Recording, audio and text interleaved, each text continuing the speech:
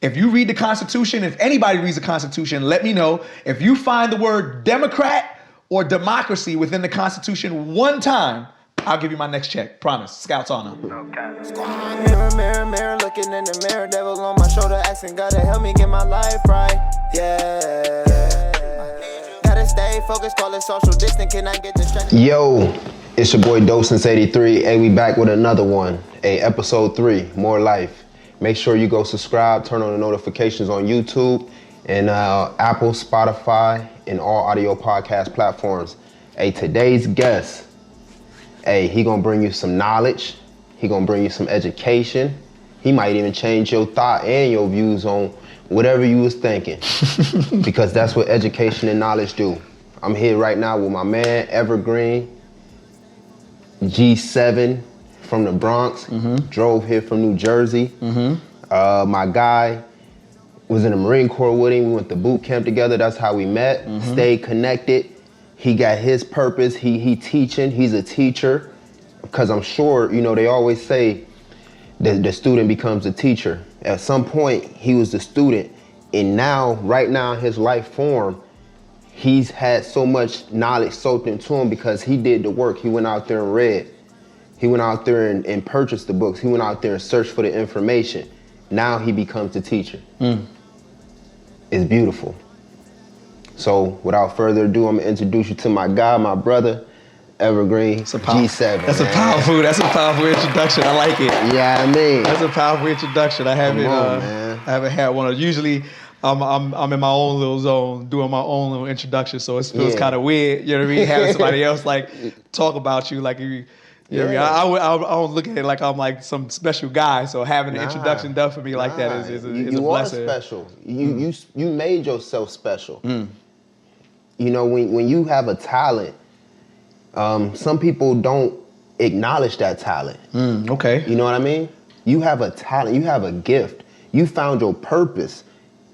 If a person that found his purpose wouldn't have this. Right. You know, I can dig it. Your literature right here. So this is your calling, and you stuck to it, and you believe, you faithful to it, you committed to it because this is what you believe. This is what you consume and say. This is what. If people say the truth, because I don't want to change nobody's mindset or anything. You know, the truth is whatever the truth it is to you. But this is what I'm speaking. Right. And find something in it that you can you know, take for yourself. So I just want, you know, you to holler at the folks out there and just let them know, you know, how it began. Like, where you from, first and foremost? So I'm born in Fort Leonard Wood, Missouri, Army base. Military brat? Yeah, my mom was a military brat. So I was born in Fort Leonard Wood. My mom is originally born and raised in New York, but you know, once my grandmom's got into the military, she bounced around, you know what I mean? So had me in Fort Leonard Wood. You know, then subsequently after my father's incarceration, we moved back to New York with my mother's side of the family. You know, so I grew up in New York City in the Bronx. Probably stayed there until I was like about to hit 16. Actually, the day that I left New York City was the day of the tri-state blackouts. I don't know if you were aware of that. No. So there was the tri-state blackouts. It was New York, New Jersey, Connecticut. There was a big power surge that shut down. Okay. And on that day is the day that I left New York and landed in Las Vegas with my father. So I like to say that I took the energy of New York and transferred it elsewhere. What do you mean landed with him? You said incarcerated. Yeah, so my father was incarcerated, and so he got out. He got out. Yeah, when he got out out of I want to say Lompoc Penitentiary in California. Okay, how long did he do? If you 11 years. Okay. Yeah, so he was locked up for 11 years. So you know, it's the typical you know, young black boy story, fatherless, blah blah blah. Then y'all reconnected later on. Right. Yeah, Cool. So he got out. You know, came to visit us in New York, and then he moved. You know, he was still in California. Stayed out there with my uncle, God rest his soul, and then he moved from Cali to Las Vegas, and then once I got into my adolescence. Okay. You know what I mean? My teenage years. Then I moved with him. Shit didn't quite work out. I got into a little bit of legal trouble out there. And then We're out in Vegas? Yeah, out in Vegas, yeah. Okay. I got into a little legal trouble out there, and then I moved from Vegas. Actually, when I moved from Vegas. What age was this? I was 16 turning 17. So I moved from Vegas actually out here. Okay. We was out in Adelphi in Maryland. Oh. So we was out there, Adelphi, Queenstown. I got family out there, and I ain't too familiar with the area. And Landover. Oh, that's right around the corner. Yeah, we was out there in right Landover, now, and then from Landover we left to Florida. So what age was this? This was 17. Okay. So from 17 to 21, I was living in Florida, and then that's where eventually we would meet when I joined the Marine Corps. So I joined from out of Florida. Oh, okay. And then what made you join? So I was a shift manager at McDonald's, working a thankless job. I wanted to join. I actually was trying to join the Air Force, but you call a recruiter, you talk to them, they start asking you all the little side questions, see if you qualify and all that. And I told him, I said, yeah, I got a record. I told him, I said, I have a record. Now, mind you, me not comprehending and understanding law. Was it a misdemeanor or was it a felony? It was a. I don't even know how they categorize it in Clark County, Nevada, but it was it was a possession charge essentially. So okay. I don't know how they categorize it. But you knew that it'll prevent you from doing some stuff in life. I didn't realize it then. Yeah. Right until I called the Air Force recruiter, and he was like, he was asking me questions. You got a record? And I was like, yeah, I got a record. But at this time, I'm 21. Right. So I didn't understand anything about expungements. I didn't understand anything about like statutes of limitations. I didn't understand any of that kind of stuff. You had no education. You had no knowledge of nothing. And at this point, you was 17? No. I'm 21 at this point. Oh, you're 21 at this point. This is now. Hey, we're gonna continue this, but hold tight real quick. What we're about to get into is about to, I believe, will save somebody's life. Mm-hmm. Mm-hmm. Continue, please. Okay, so essentially I ended up, trying to join the Air Force. So I called up the Air Force recruiter, and I'm like, hey, I want to join the military, blah, blah, blah. So they asked me, all the little questions about my age and, all that kind of stuff. And once they get to the legal question, pre-qualifying question. So once we get to the legal part, all I did was tell them. They didn't want to work with you. Not only did they not want to work with me, they didn't even tell me they wanted to work with me. They just hung up the fucking phone. I'm not even going to get into that because I was a Marine Corps recruiter, but they have specific types. They don't want to have to do more than what they have to do. Right. They want you to be clean, cut, smooth, boom. The Marine Corps, they go find those individuals that are tough, that have been through some things, that need molding, that needs that experience, that need that mentorship, and then they create and they instill good order and discipline if you never had it, but most of us didn't have it. Right. They show you things from the ground level, the basics, and then they put you back into the community as what? It's better people. Better people, I agree. I agree with that. So it's really deeper than we say Air Force, Army. It's really what are you getting out of it? Whether you do 4 years or you do 20 years, what are you getting out of it? And that's the difference. So after that phone call or whatever, I was hurt.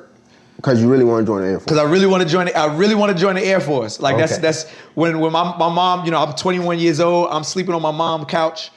At this point in time, I'm still producing music. I'm going back and forth between Orlando, Florida to Tampa, and I'm producing music for artists out there. And at that point in time, I was like, I got to get up off my mom's couch. Yeah. Right? That's real. We all been there. I've been there. Right. So, of course, that didn't work out. And my mom was like, well, maybe you should call your aunt. And my aunt, prior service Marine, staff sergeant. Oh, okay. Her husband, prior service Marine, gunnery sergeant, or her husband at the time. And you know, they essentially marketed that hoorah shit for me. You know what I'm saying? Yeah, they built it up. Right. But they was telling you what it was inside them. Right. And, you know, I got to see like avenues of success that, you know, they had. Right. And I use that as an example to say, you know what, I think this Marine Corps shit might be good for me. So I ended up joining the Marine Corps. And again, you know, right after that, went to boot camp. That's where you and I met. Yeah. And then eventually we would kind of go our separate ways. Yeah. Always stayed in touch along the way. Absolutely. You know, life after the Marine Corps. You know what I mean? What were some things that you gained that you apply right now in your everyday life that just molded you as a person right now? I think I say the most obvious thing is, bro, I can't go to sleep. Because you told us who you were before. To think whatever you had done to land you into, you know, you like, damn, you know, put you in a bind. Okay, yeah. You know what I mean? So now that you went through, you done traveled around the world, you done met different people, you got a chance to learn and grow from different people. What was the most important thing you took away from that experience that you apply to your life right now? The ability to analyze perspective. Because, you know, my travels gives you our travels in the military kind of gives you an opportunity to see things from, you know, different countrymen's eyes, let alone people within your own country, right? So, you know, while we're here, you know, when you get thrown into a platoon, you know, you might be in a platoon with somebody from DC, somebody from Texas, somebody from California. Regionally, all of these people do different things and they, you know what I mean? So you're forced to kind of work as a team, but you're still forced to kind of work as a team under the confines of an organization. You know what I'm saying? But once you get the opportunity to travel, when you get that burgundy passport and you get that opportunity to travel, whether it's on your own dime or the military's dime, whatever passport you get, like now you get to see things even about how people view you in your own country. You get to see these things from other views and try to analyze it and see how it could apply to yourself and whether what you've been taught about yourself is true. And what I've come to find is that now is that's just strictly because you're being around different cultures? Absolutely. And how they interact with each other, how they live, what they teach, what they consume. Absolutely. Like I couldn't. And it's very basic, and they live very basic. You know, correct me if I'm wrong. No, I guess what I'm getting at is like when people look at us, right, from other countries, what is their viewpoint of how we move over here, right? That's kind of what when I travel kind of forced me to look at. Like, all right, what do they think about the people whom call themselves Americans? What did you find out? So I found out that they think we all stupid as shit. How do you feel? Well, tell you what. Nah, I need to know this. Like for real. When because people don't receive information, do that make them stupid or do that make them stuck in their ways? But how do you identify a difference of either one? I think the frame of reference that you use is how is the rest of humanity operating? Okay, right? So they stuck in a society. So it's a societal thing because the rest of the world is operating freely. So that don't make them stupid. It don't make them stupid, but it make them what? I would say indoctrinated. Tell me more. I think the system that we currently operate here in the United States of America under this system of capitalism has a way of making us all just these commercial entities, these mindless drones that can't really think for themselves, these people that can't and have no real understanding of law and government. But you know that's pretty broad, but why? Like, we can see that, but why? How did it get to this point? This is why we have platforms. To create change, to give our ideas, because everybody's human just like us. Nobody's smarter than the next, but we chose to speak it. So if you speak, people will listen. we're not being mutant. You know, you're not muting ourselves. That's why my slogan is empowering minds through conversation, influencing communities, unmuting potential and vision. We're just happen to be that 1% that wants to use their voice. So if you sit and you love New York, you know, you love your city. If you speaking to the mayor and you say, okay, here's an idea. If you just explained a problem, and I tell people all the time, I spend 5 seconds on problems, the rest of the time on solution. Mm-hmm. What would you say of why and how to create a better change? I say this, and this is based off of the first statement you made, or the first question you made. The mayor is not the mayor's responsibility. For the people. No, it is not. The mayor is operating in what we call a fiduciary capacity. Okay. On behalf of the city of whatever, the city of Youngstown, the city of, Newark, New Jersey, the city of whatever, right? And once you understand that there's a difference between Youngstown and the city of Youngstown, right? One is the corporation, right, that was established with government. The other is the territorial jurisdiction area that you drive through, and now you're in Youngstown. Got you. Right? Got you. So his job as a mayor is to operate and work for the city of Youngstown Incorporated. It's our job as the people to let the mayor know what we want done within Youngstown. It's not so the problem that we have with government is that we are consistently going to government and asking the government to do what we want it to do. Okay. In reality, we should be telling the government to do what we want it to do. Okay. Because tax dollars are paying you and we are the people. So you do what we say. But people have this thing where it's like they've taken that idea and they've given the power to the government to rule. And because the people don't recognize that we are the ones that put these people in power, they completely negate that and they don't realize the power that they have.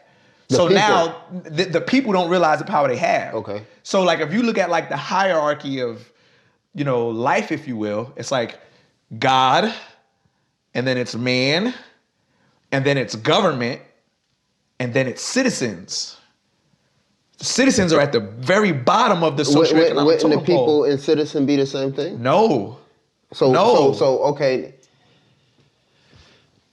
The movie 300, you hear the dude say the people. The people, yep. That would be under man. Okay.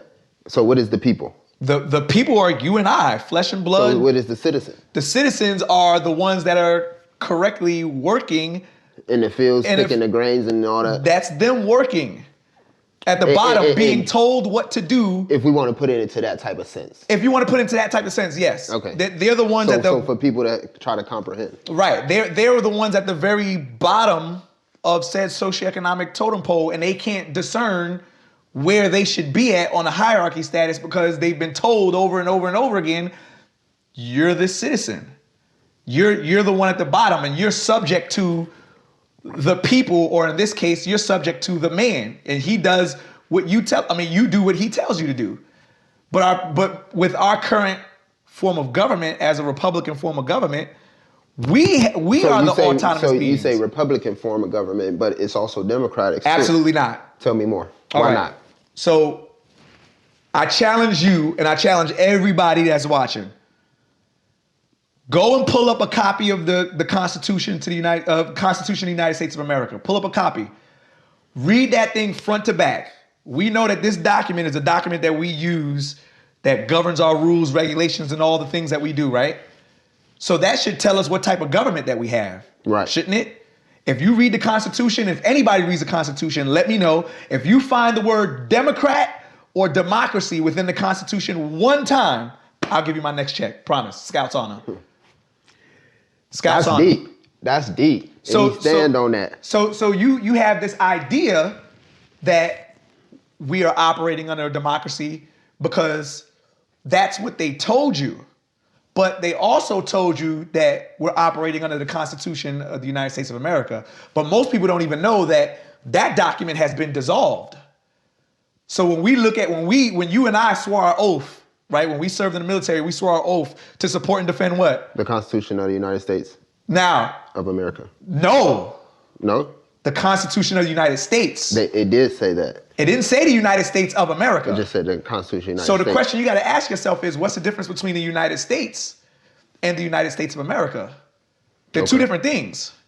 Okay. The United States of America is the current, de facto name of this land. The 50 states. You know what I mean, from Maine to Oregon to California. Yeah, that's the United States of America.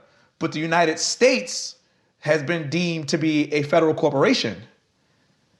So when you say I support and defend the Constitution of the United States, there's an entire another document that you're actually swearing to. But that Constitution with, the Bill of Rights, the amendments, and the articles, you didn't swear to that because that's the Constitution to the United States of America. Okay. The other one is the Constitution to the United States, or what we call the Act of 1871, which officially dissolved the first Constitution. Hey, we'll say the second Constitution, because the first one was technically the Articles of Confederation. You leave from the Articles of Confederation, now we go into the Constitution for the United States of America. Right. And then that got dissolved in 1871, and now you're dealing with the Act of 1871, which is a new form of government. Okay. And then after that, you're dealing with the Federal Reserve Act of 1933. Of 1913. So again, our people don't know this information because what's propagated to them is dun, dun, dun, dun, dun, dun, right? That's you know what I mean? Yeah. For the red part, that part is what's told to us over and over again. Even to the point where in our schools, right? I pledge allegiance to the flag of the United States of America. Used to. Well, right, used to. I mean, that stuff is still done. And while I do have pride in that because I served, I also have a full comprehension and understanding of what's happening on a governmental level. You educate me right now. Bro, and I can prove beautiful. it. I can prove it. Look, let's go. I got my little pocket constitution. Before we get into the books, the flag. Okay. I want you to get into the reason and the reason. Okay. If you may, just for the people out there. So this is the Al-Moroccan flag, the Moorish flag. Okay. Right? The first, indeed, American flag. The oldest flag on the planet. Okay. This one right here. That there is a banner. Okay. It's Flags, a banner. That's a banner. Oh, wow. Flags represent nations. Ooh. Right? We call it the Star Spangled Banner, right? That's deep. So flags represent nations. Banners represent corporations, organizations, businesses, or ideas. So now when you look at the Star Spangled Banner, right? When you look at the Star Spangled Banner and you understand how corporations work, what's the next thing you do? You think about, well, me and you both work for a department, right? Department of what? Department of Defense, right? Yeah. So within the Department of Defense, now you move forward and say, well, what's the purpose of a department? When you walk into a mall, right? Let's say you walk into a mall, you got a whole bunch of department stores. Yeah. What's the purpose of that department? To do what it does. And what do? Whatever they do in that department. And make money. Yeah. That's the sole purpose, right? They go into a mall, they create a set of rules and regulations for their employees to work in, right? Yeah. And then they buy, sell, and trade, right? Or they buy and sell, or whatever it is for you to generate money, and then they take whatever money they generated, and then they pay a rent. Yeah. Right? They pay a rent to whoever owns that land. You ready? United States of America, Moorish Empire. Oh, wow. See that? That's deep. But because our people don't comprehend law, they don't look at these things and see how the structure of government was created, and they don't even know where they fit Hold on. on. We gotta go back. Okay, let's go back. Back real quick, brother. Empire. Empire. What you said? Banner. Banner, Empire. Yep. So, are you insinuating ownership? That's exactly what, ain't no fucking insinuation. Okay, I just want to make sure. That's legitimate. I want to hear from you because I'm learning. Like I said, and the people, I'm sure they're going to be learning once the episode. Okay, I'm gonna drop. give you the proof now. I'm gonna give you the proof. Okay. What I want you to do. No, you gonna you already explained it. We're gonna go to the proof. Okay. All right. What I want everybody to do. All right. With that being said, who is the first president of the United States? Shit. Lincoln? No. Abraham? No. He's 16. No. Shit, I don't know. George Washington. George Washington. Okay. Right. Hey, you threw me on the spot. No. It's all good. It's all Hey, good. Look. I'm but like, again. hey, but I don't be thinking about Lincoln because he freed the slaves. So No, he didn't. But, okay. We'll get into that too. Hey. We'll get into that too. This is all important now. This is all important, right? So, George Washington is the first president of the United States of America, right? Yeah. However, there were 8 presidents before him under the Articles of Confederation, right? Okay, wow. Okay. So- So it was 8 more. It was 8 more. Before him. Yes, 8 more before him. Now, what happened was when George Washington took over, this is when they got rid of the Articles of Confederation and created the Constitution at the First Continental Congress in Philadelphia, right? So they created a new form of government, right? Which we know now to be a Republican form of government established within the Constitution itself. That's why you said no democratic, no. Yeah, and democracy. this is not to talk about political parties and all that shit, because at this point You it's just- all you just fucked telling up. the truth. I'm just giving the information You as giving it says per giving the it a fact Constitution, right? Based on your studies and your reading. Right. Okay. So now the question you got to ask yourself is, okay, George Washington was appointed to be the first president, right? Mm-hmm. You got to ask yourself as a matter of truth, who appointed him? You have to. You have Logically. to. Logically. And why? Right? Because most so-called black people will tell you that the Constitution wasn't written for us, right? Correct. They'll tell you that. So when it's time for you to start analyzing this thing that we believe we fall under, we got to ask who, what, when, where, and how, right? So we ask who the fuck was George Washington, and who was he to be appointed by these other people? Right. Right? How old was he, you know? Oh, I don't know how old he was. I don't even give a shit about that. I don't give a shit about that. What I'm getting at is, we know that George Washington had to answer to somebody initially. Before he became the president, he was answering to somebody. He was General George Washington. So he was answering to somebody. He was doing somebody else's bidding. So he was appointed as president. The proof that he was appointed as president is written right within the Constitution, as well as George Washington's own correspondence from him to the Sultan of Morocco. Oh, wow. So George Washington had written letters to the Sultan of Morocco, essentially letting them know that, we are still in agreements with a treaty that we signed under the Articles of Confederation. But, however, because of, war and what we're going with over here, based off of us trying to continuously separate from the British and what we got going on with the French and Spanish, we're going to create a new form of government. And we're going to call that form of government a Republican form of government. Okay. Right? Yeah. So he sent this correspondence out to Sidi Muhammad, who was indeed the Sultan of Morocco, which is including the Empire of Morocco, which is here in the Americas, both North and South, and Northern Africa. Okay. Now, when I say Northern Africa, understand that Africa didn't have consideration to be in that whole entire continent with 54 different nations in it until later on in history. Before, Northern Africa was just from Egypt all the way to Mauritania, right? So the empire existed all of that land, from Africa even to the Americas. And us as Marines, we sing about this. Yeah, I seen your post on TikTok about the Marine Corps hymn. We sing about this. Yeah. So we know that Shores of Tripoli. from the halls of Montezuma. Where's Montezuma at? Tell me. Montezuma was in the Yucatan, a ruler in the Yucatan. Okay. The Yucatan is Mexico. Really? From the halls of Montezuma to the shores of Tripoli. to the shores of Tripoli, where's that at? Africa. Right? So you already see the connection of said empire. The first other nation to recognize the United States as its own sovereign country, if you will, was Morocco. Yeah. And you look at what we call the Treaty of Peace and Friendship, which is still the longest running treaty in the world.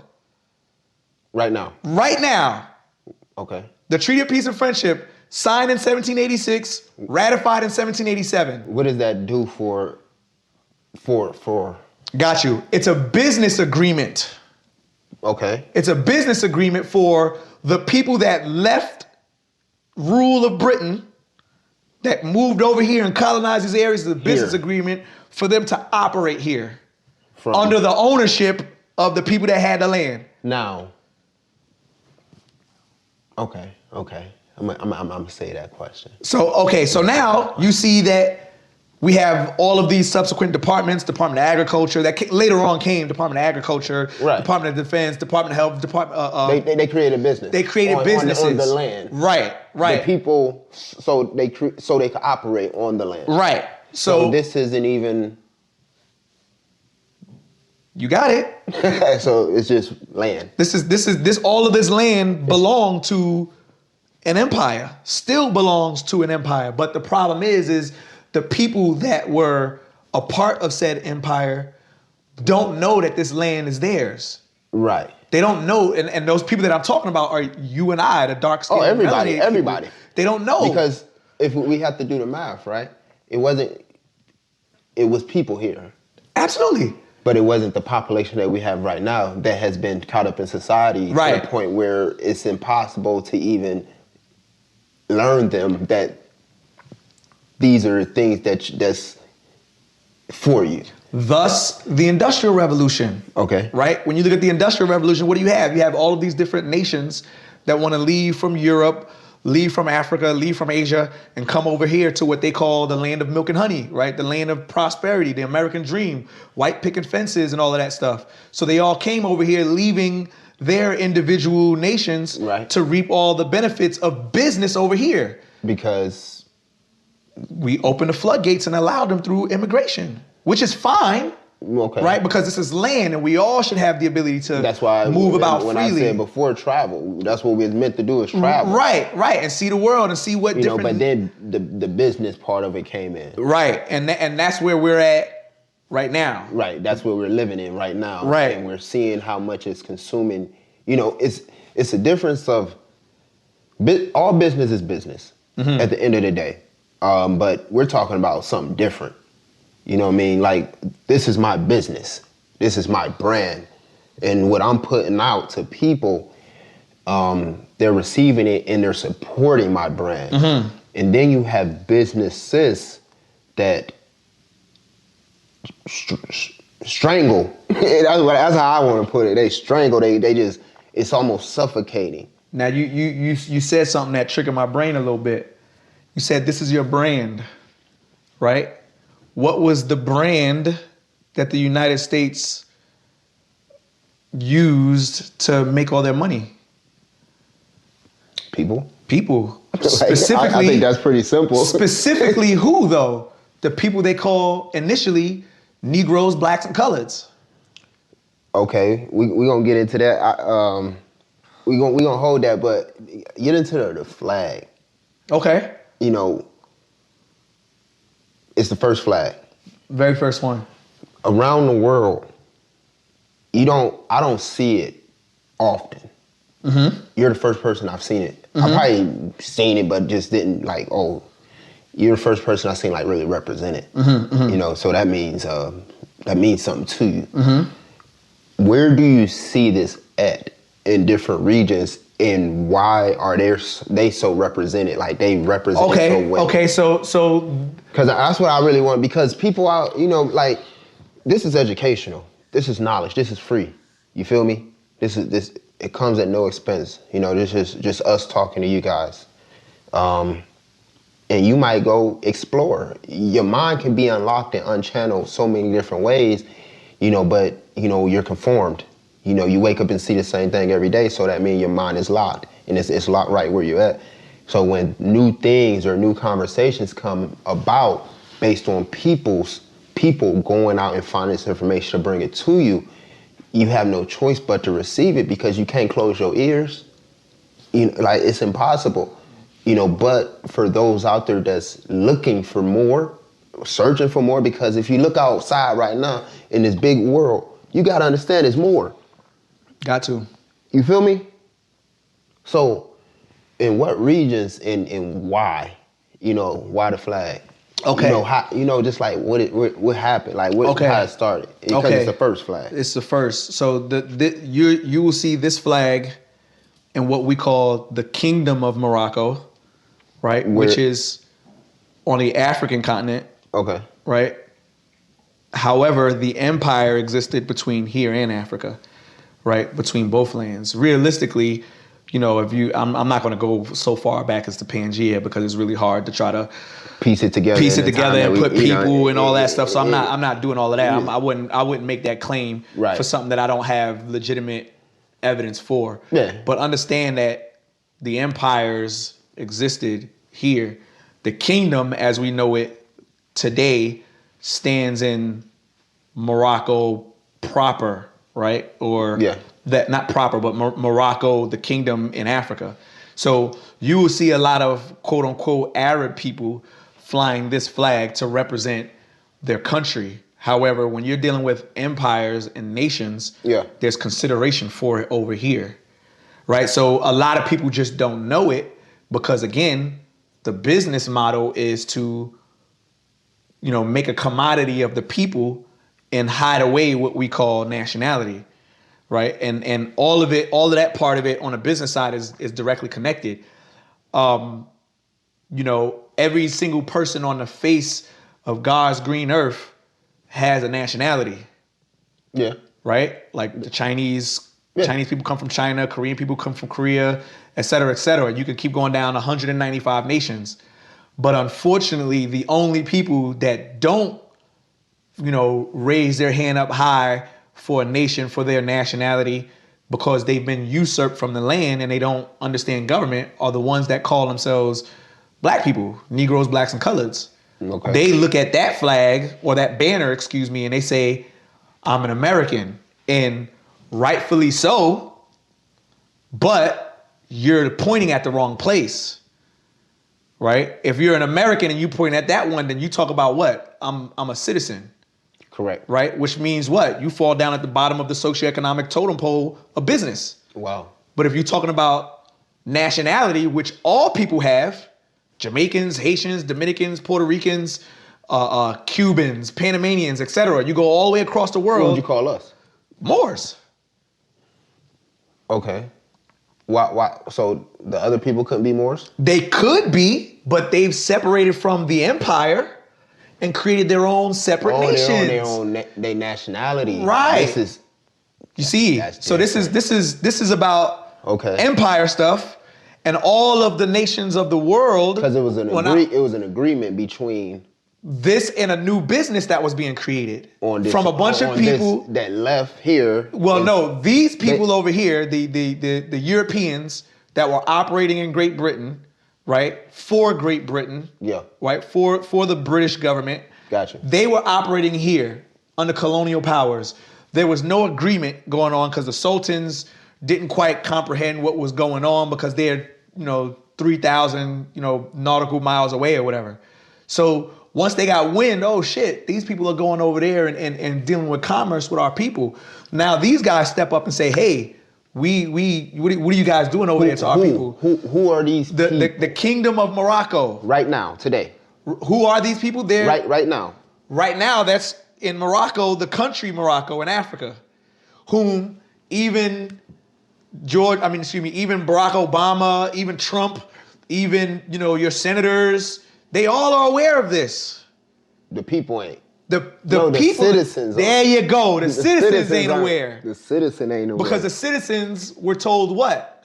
Particularly us, if we got caught reading, we got caught even trying to do anything with government, because again, our people during those days were scared of the government. Enslaved. I'm not scared of them. No, you shouldn't be. People are. The people are. No, the citizens are. There you go.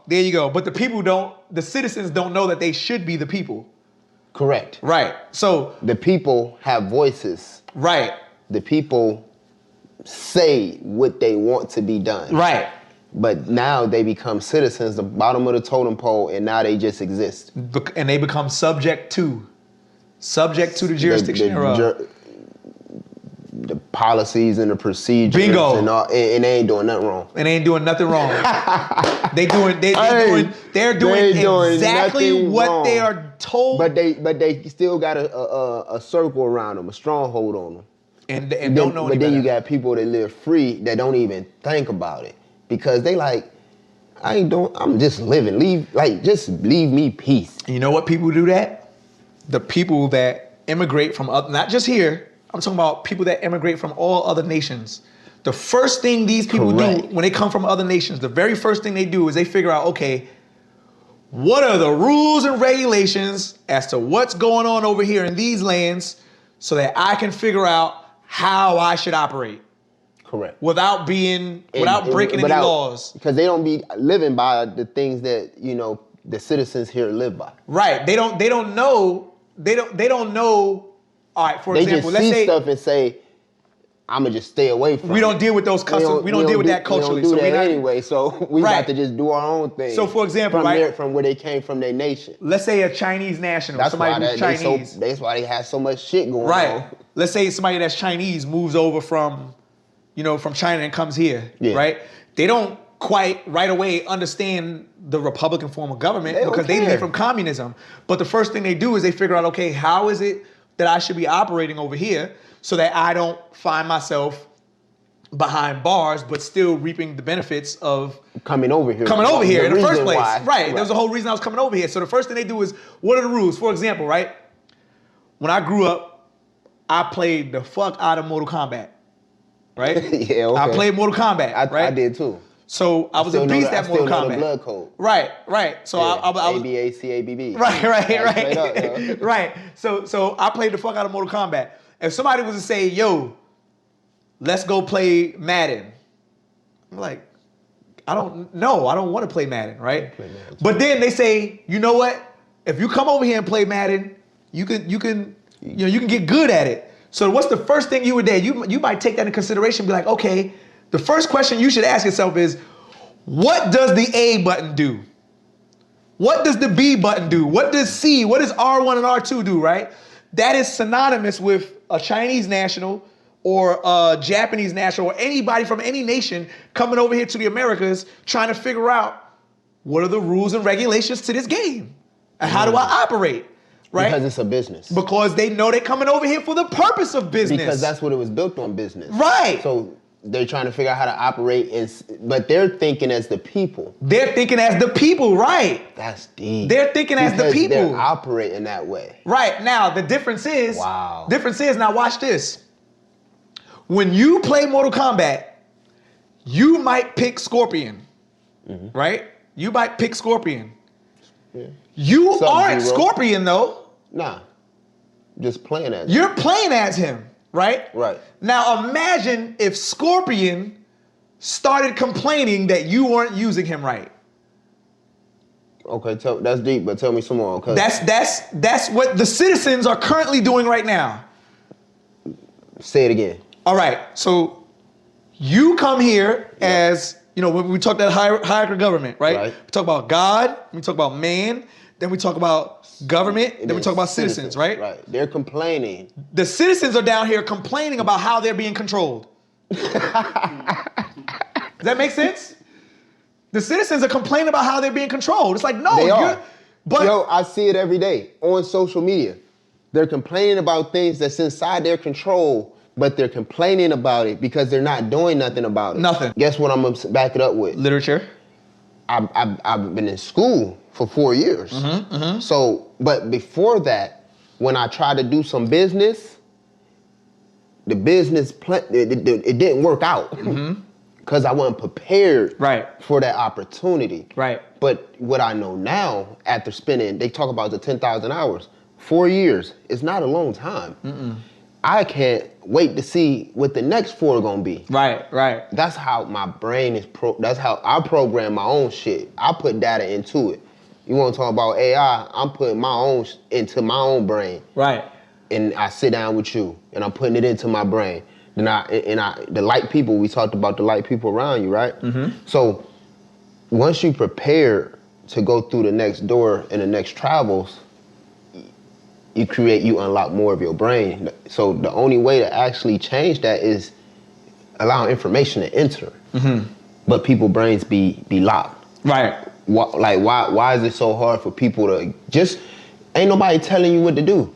That's the crazy part about it. I think it's hard because it's just listen. Like, you can leave it if you want.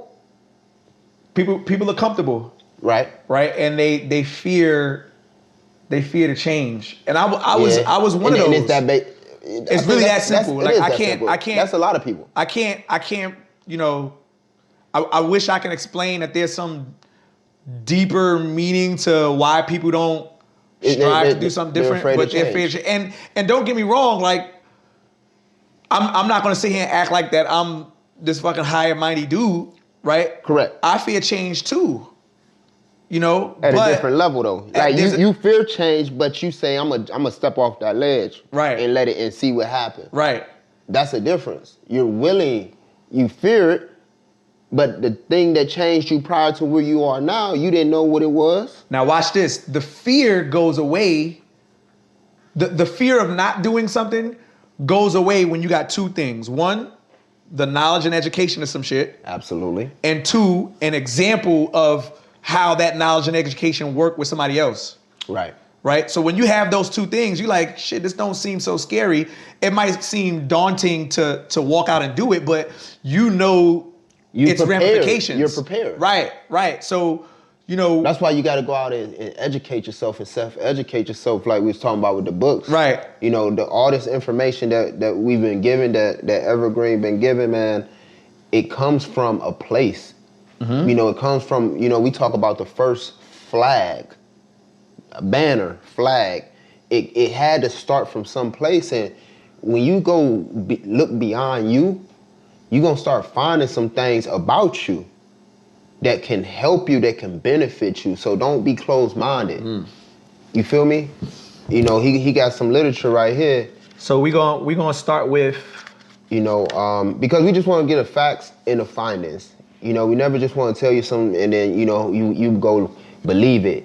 If you go find out. But do you have this is so crazy. This is what happens to you every day. They give you something and you don't even question it. You don't go search it, research. You say, oh, it's new, I'm gonna go try it. But when somebody give you something that can change your life, you got all the questions in the world. All the questions in the world. And it's crazy. And you know what? Rightfully so. It's crazy. I'm cool with it. I'm cool with it.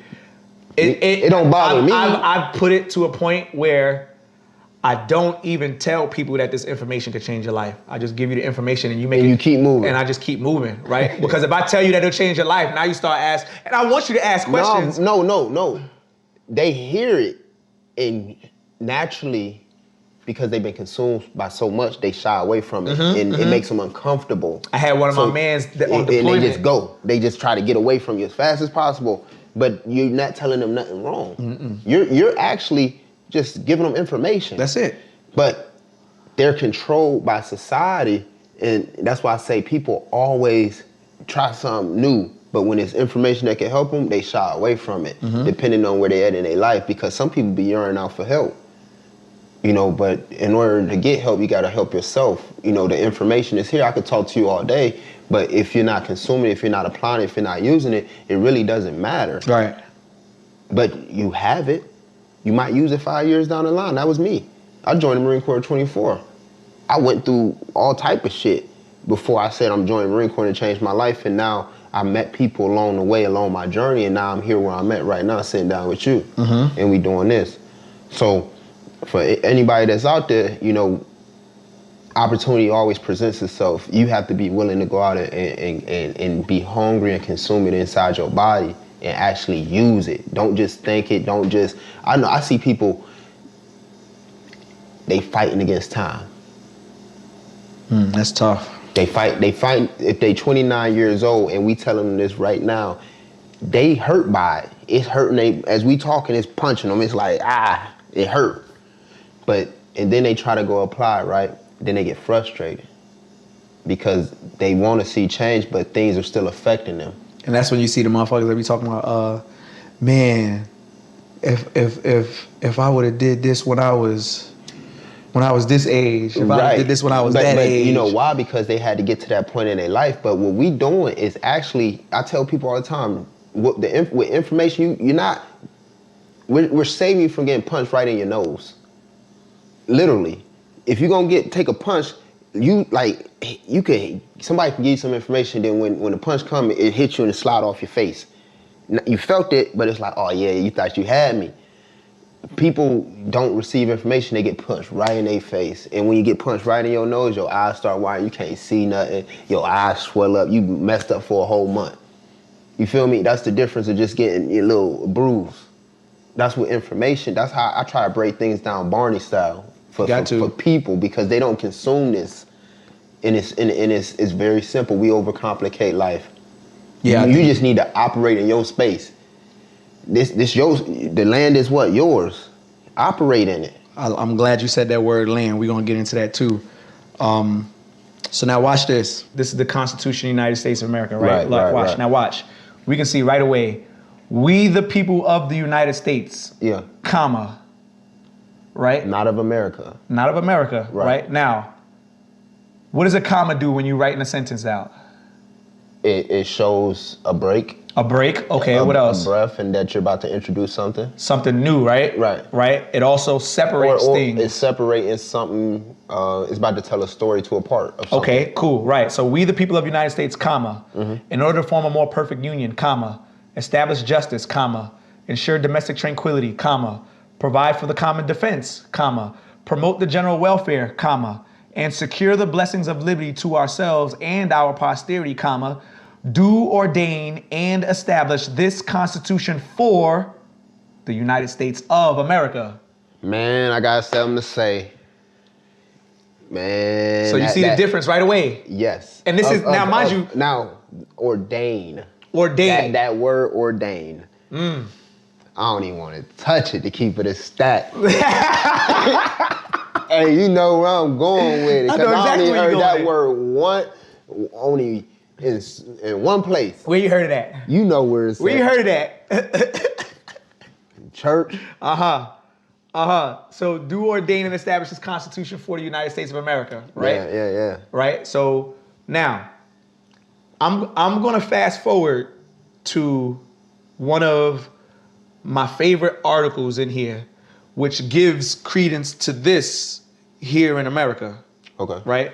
We're gonna go to Article 6 in the Constitution. Hey, Article 6 of what book? Article 6 in the Constitution of the United States of America. Matter of fact, this right here lets us know that you need to write your own book. We're gonna figure out how to write your own book. I'm already writing. Hey, I'm already writing. Hey, this there, we can do that as we telling, you know how many people out here that love information?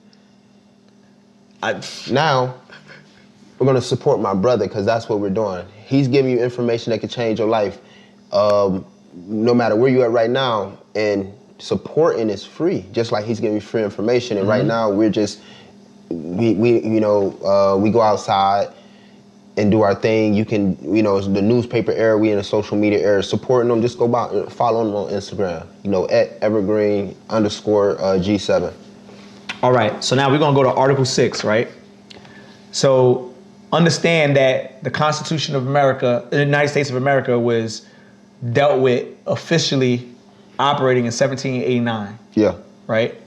So now we see all debts contracted and engagements entered into before the adoption of this Constitution, right? So the Constitution we're currently reading. So now it was when we talked about George Washington, because it was 8 before him, so it was before. That was under the Articles of Confederation. So now this is the new. So this is the new Constitution of the United States of America. So it's acknowledging that it was Articles of right away. It's acknowledging that something existed before, right? Okay, so gotcha. Shall be as valid. So it says all debts and engagements entered into before the adoption of this Constitution shall be as valid against the United States under this Constitution as under the Confederation. So now it's telling you, yo, if let's say me and you got a business deal, and then you change your business name from Shit Too Real to Stuff Too Real, but we had a business deal, but you're operating a new business. Guess what? Stuff Too Real is still operating with me too. Make sense? Yeah. So now this is dealing with the Articles of Confederation and now dealing with the Constitution of the United States of America. Yeah. Two different forms of government. So now watch, it says this. This Constitution and the laws of the United States which shall be made in pursuance thereof. So in pursuance of law, trying to figure out stuff as new things come up. Because they're making it a business. They ultimately controlling the citizens. Right. And Well, all the treaties. citizens actually just fell into they shit. Like They just fell in. Like, Now, and all treaties made. yeah. All treaties made. Treaties mean any agreements other than what they agreed to. No, a treaty is an agreement between two nations. Yeah, with Right? other people. Right, yeah. So yeah. Yeah, so from the agreement that was agreed upon, and they meet other nations and say, we want to do some business with you. Treaty. A treaty. So Basically, now they get anything you do comes to the empire. Comes to the empire, right. So got now, you. when we're looking at a treaty and we're looking at these agreements between two different nations, the first thing we got to deal with is, well, what were the agreements? And this is when you go back and read the treaty. And Yeah. the treaty essentially goes back to, how are we going to treat each other Right. within operating in this business, right? So now we're looking at, so we say this Constitution and the laws of the United States, which shall be made, or which shall be made under the authority of the United States, shall be the supreme law of the land, Yeah. right? And the judges in every state shall be bound thereby, anything in the Constitution of any state to the contrary notwithstanding. Yeah. Right, to the contrary notwithstanding. So that means that when we start dealing with our principles of government, we got our three branches: legislative, executive, and judicial. Right. On the judicial side, as new things come arise and new issues come about, the judges are the ones that are gonna make these issues. They're gonna decide these issues. And whatever they decide, that's the supreme law. Okay. Right? That's the supreme law. So the judges decide that, not the president, not the Senate, Right. not Congress. The judges are deciding that based off of what's written within the amendments, Got you. right? The articles are guidance for how the government is going to operate. The amendments is So- guidance for how the people are going to operate. Hey, like I keep telling, like it's so important, man. Like when I was thinking of when I was planning the podcast, I made it a point to have you here. Yes or no? You did. Because he's put the hours in. So for you young people out here that's inspiring, that's so you want something to emulate, he put the work in. That's why what he's telling you right now, and he's telling you have all the freedom that you want to have if you understand. So these articles and these things that's going, that he's telling you about, is for you to actually use. I just want, it's so important to let people know that they have the power, because the slogan, empowering minds through conversation. I never stop saying it because it's so true. Right. So now, just for the sake of engaging the conversation about, the people, the citizens, and You're trying to actually help people become you're trying to help the citizens become the people. right, or comprehend. But that they are the now people. though, it's deeper. Once you do that, guess what happens? You know what happened. They come for you. Oh yeah. Hey, I got you. They come for you. I got you. That's yeah. They come for you. That's a scary perspective. No, But no, the it's truth. real. Yeah, you know it's why? real. Because you're giving the power back to people. I don't care. Personally, it don't matter to me, because you're empowering people to be people instead of just being citizens.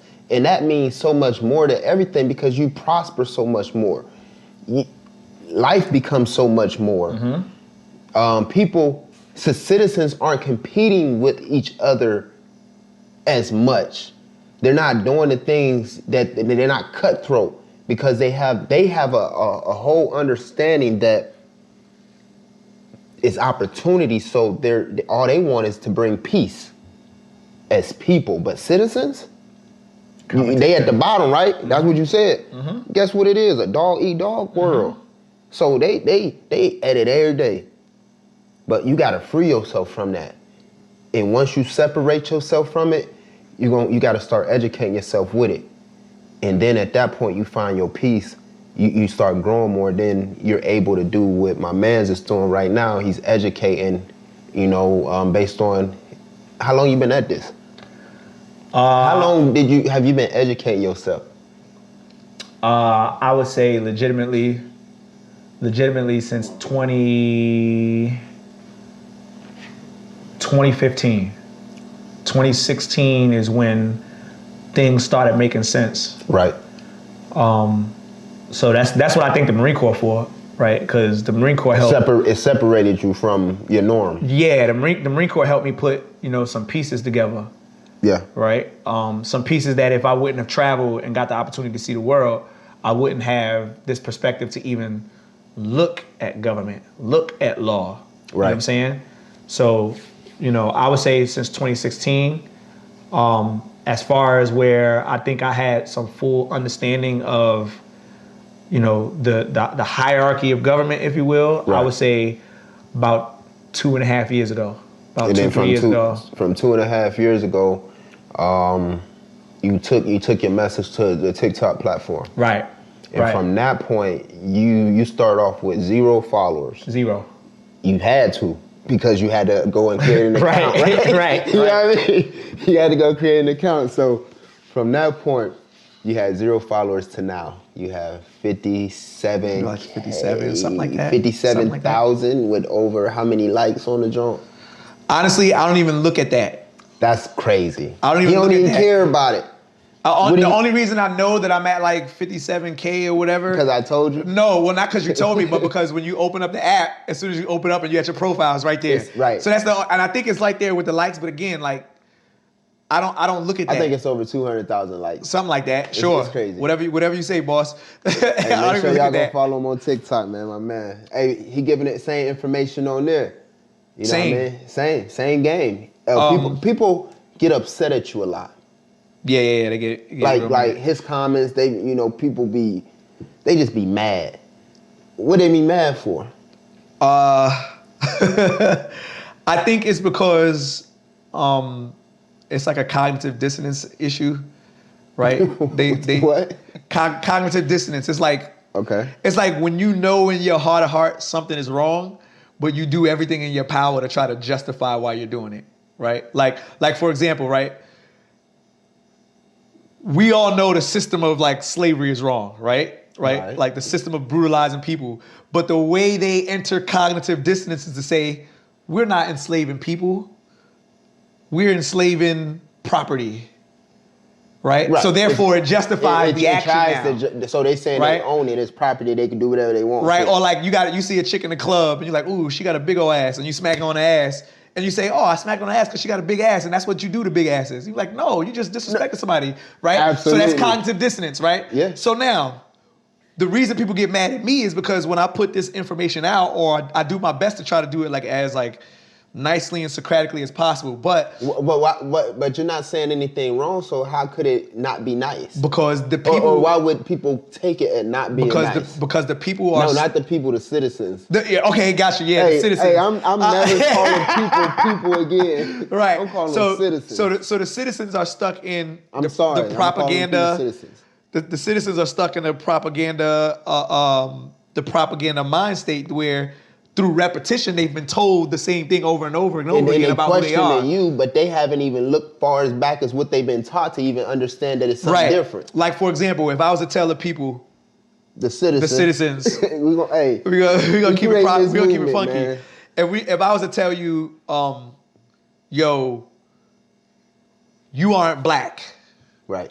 People would look at me strange, like, what are you talking about? I'm not black, right? Right. Because their whole lives they've been told that they were black, at least for the last 60 years. We black. You think it was something different prior to 60, before 60, like prior to 60? It was brown? Yeah, no. We nobody, up until American chattel slavery, nobody was identifying themselves as crayon colors.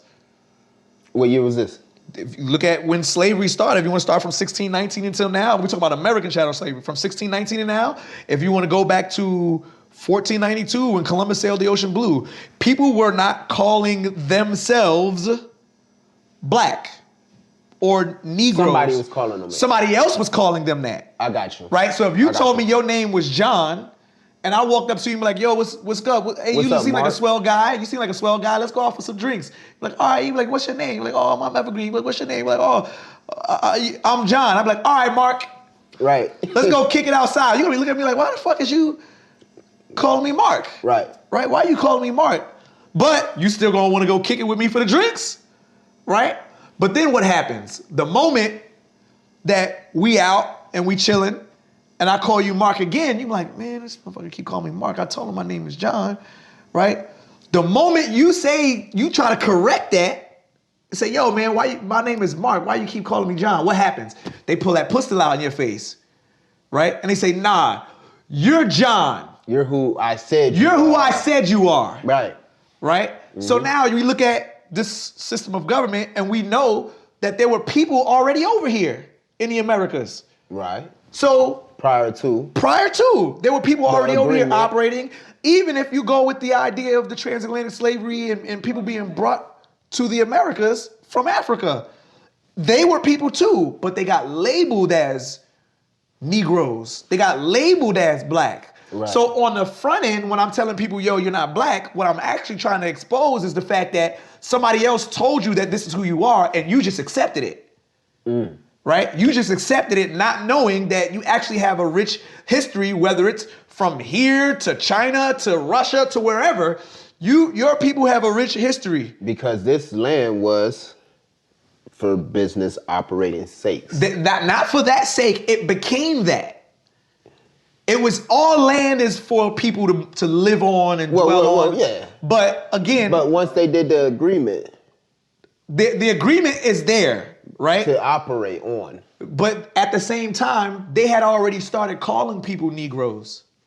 They had already started calling people black. Now, who is they? The people that colonized these lands from Europe, they had already started calling people Negroes. But that doesn't mean that they got to accept it. But the reason they accept it because we got superior firepower, military, et cetera, et cetera. But more importantly, they did it with the pen. They did it with the pen. So now we look at With the constitutions or with the with just laws that they created. With laws. That they I created, got you. right? So this is why when we start to read law, we start to see things from a lot different perspective if we analyze it and we're not just there trying to read or trying to pronounce words. And that's why you mentioned before we started shooting the episode, do people know how to read? Right. Or do they just know how to Pronounce words. Right. That's So to read is to Understand and discern, comprehend. to understand, to comprehend, right? Right. But most people can if people were honest with themselves, the very document that they think that rules them, called the Constitution, have they actually picked up that document and read it? Better yet, have they actually picked up the document and pronounced the words on there? Most people haven't. It's too hard for their brain to comprehend. It's too hard because they don't want to It put hurt. it right. It's It so hurt. so now when I'm exposing this information, They question it. They just question it because the only thing they had to go off of is what they've been told. What they've been told. That's it. Wow. So now we can break it down deeper, right? Go ahead. I talk to people and I say, all right. So I deal with what's called the Socratic method, right? Which is where you instead of me coming in with a position, I'll ask you a question, right? And kind of lead you down the path of where I'm trying to go, but to a point where like you're not actually getting mad, right? Because most people already know you're respecting boundaries. Right. So I would ask somebody, I say, well, what's the thing that makes you black? Right? And they answer it. They go, I'm black because my skin is black. But then they be curious to why you asked them that question, but they're going to tell you why they're black. Right. But then they're also going to be curious for you. They open up a little small space for you to say, to them and say, what you mean? Or why you asked that. Right. And now you say but that's where they're going with it. That's where they're going with it. Yeah. They're going to that spot of, why is this motherfucker asking me? Like, Captain Obvious, right? That's an obvious answer. Like, Yeah. I'm black because it is. How could you even question that? But that mentality of anger is coming from the repetition that they've been told over and over and over and over and over again. Right. Right? So now I'll ask them, well, what's the thing that makes you black? And usually the first thing that our people go to is look at my skin. Right. And I'm like, well, you got on a black shirt. We know that that's black. This is black. That's black. Right? It's black. Definitely. That's black, That's black. right? Your sweater you got on, they can't see you in the camera. Your sweater is black, right? Definitely. Does your skin match up with your sweater? So are you black? Brown. Brown, right? So if Your mustache blacker your than mustache is your black? skin. Right. So now I understand where they're going, but what I'm trying to do is I'm trying to break down from a visual perspective how they're not, because that's the information they gave to me. So, but then they'll say, well, my culture is black, right? They say that all They say that I live in black culture. Now. The stuff that be going on in the hood, That's black culture. a black culture. That's black culture as fuck. That's black culture. That's black culture as fuck. That's not brown culture. Well, again, Well, you can't. All right, you can't, because brown people are. It's what was taught. It's what we were told. Yep. That's black culture, because you consider black. You're doing black things. You having black behaviors. Mm-hmm. You're doing. I don't even use the N word. Okay. I don't. So I can't even. I might use it when I'm rapping a song. Right. You know No, what I got you. I got But you. I don't use it in my dialect, in my everyday conversations. I'll say this. I use it from time to time. Yeah, I mean, right. I know right. a lot of people do. A lot, like all my friends almost. I just choose not to because I just don't like it. Now, watch this.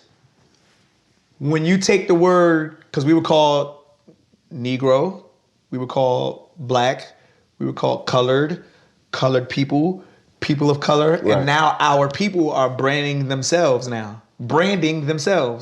as foundational black Americans, as if it's any different than just saying black, Right. or American descendants of slaves, which is just symbolically in verbiage putting you right back into slavery anyway. Right. Right? So now, they'll say, my culture is black. And then I'll say, well, what are the 8 parts of speech? Right? Most people right off the bat can't tell you. Tell me. I can't tell All you. right, no, it's fine. I'm gonna be honest. I No. love learning. So, All right. so check this out. This is how this learning shit work. He's gonna tell me something. I'm gonna have the information forever. Right. Imagine that. Right. Imagine how simple that is. Now watch this. Now, Go ahead. when I tell you them, you're gonna be like, oh shit. I use it every day anyway. You second grade. Go ahead. Nouns, verbs, pronouns. See, you some see simple it? shit. Nouns, verbs, Did you know pronouns, that? adverbs, Me neither. adjectives, prepositions, right? Conjunctions and interjections, right? Right. So now, It breaks based up, off it of breaks what you up know, your language. right? To make it make sense. Every single language on planet Earth, whether you speak in Hebrew, Aramaic, You have to. you dealing with 8 parts of speech, right? Right. So now, Because all of them have different emotional ties or different projections out different of the purposes, speech. Yeah. right? Different purpose. Okay, so what To is show the emphasis. What is a purpose of a noun? Tell me. A noun establishes A person, person, place, a thing, right? Person, place, a thing. What is the purpose of an adjective? Describes a Bingo. Describes. It describes a noun. Right. Right? So, based off of basic second grade education, the adjective can never replace the noun. No. It can't. It just physically, like, I don't look at this and say, that's a brown. Right? I look at that and say, that's a brown bulldog. A brown wooden right. bulldog, You don't just right? stop there. Right? So now that we're done dealing with the visual descriptions of black, what we know black to look like, now we deal with the characteristic descriptions of black. And this is why I bring dictionaries, right?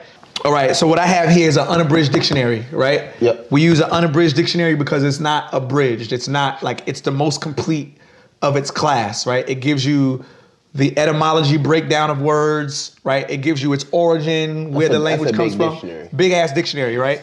Big ass That dictionary, right? Now watch this. We're gonna come to the word. So you hold on, you just be in there reading this. Say You again? just be reading it. Yeah. Yeah. Hey, shout out to my guy. Oh, now watch this. Now I'm gonna come to the word black because I want you to see this shit right here, right? Black. Hold on, right? let me see. Black, right?